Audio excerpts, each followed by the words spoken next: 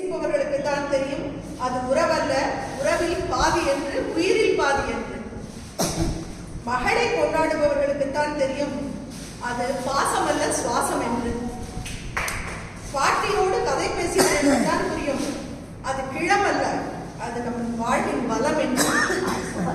தோழிகளை கொண்டாடுபவர்களுக்கு தான் தெரியும் அது கூட்டமல்ல, வெறும் கூட்டமல்ல, வாழ்வில் பூந்தோட்டம் என்று.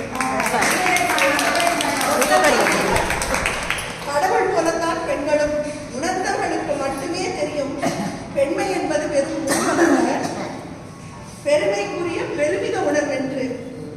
பெண்மை என்றால் மென்மை, பெண்மை என்றால் நன்மை, பெண்மை என்றால் உண்மை, பெண்மை என்றால் தாய்மை.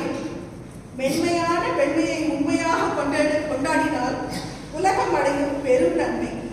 அதனால் இது மகளிர் தின விழா மட்டுமல்ல,